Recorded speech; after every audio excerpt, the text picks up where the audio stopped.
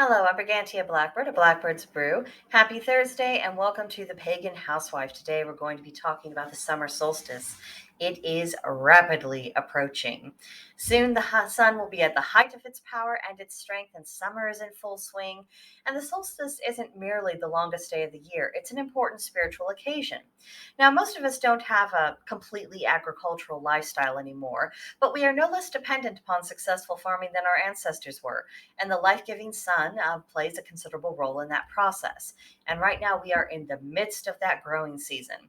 And we are in an economically challenging time, and everyone is hoping for the best, whether we're looking for a harvest of crops or for a good harvest and success in business. The solstice is a time of optimism and for continuing to nurture growing things. It's also a time for us to show our appreciation for solar and agricultural deities who help the natural world go along its natural processes. There's plenty of traditions that can be drawn upon for inspiration as you plan your own home celebrations.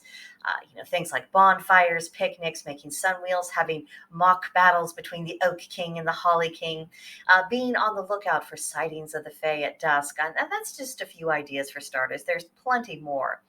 And the lovely thing about the summer solstice is that it's a pagan holiday that's actually fairly easy to include non pagans in. And it can serve as a graceful introduction of your beliefs if you're wanting to slowly clue in your non pagan friends and families about what it is you're up to, what you've been learning about, and what you've come to believe and practice.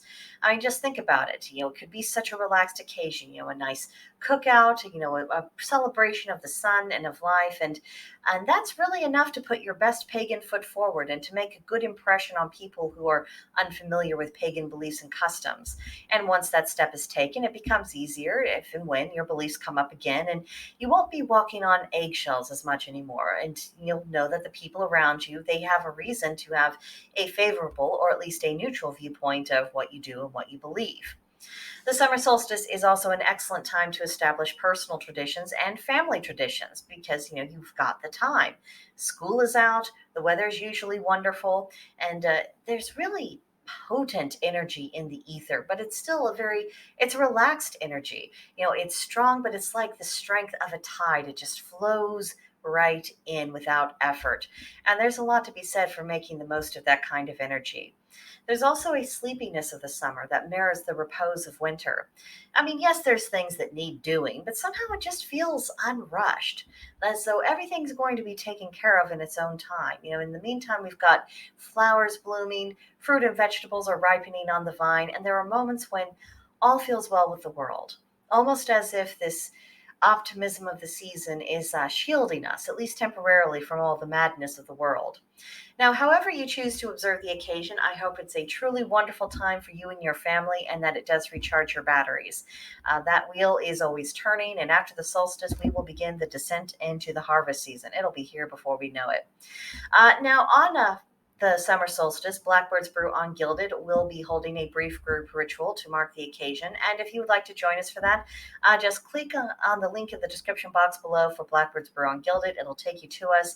You can RSVP for the group ritual. We hold it in a channel called Altar, and it's been nice. We've this is just something we've started doing this year, and obviously it's not as good as an in-person ritual would be, but we're making use of the technology and trying to turn our lemons into lemonade. So if you'd like to be a part of that, you would be very welcome. But I think that will do it for now, and I will see you next time. Bye.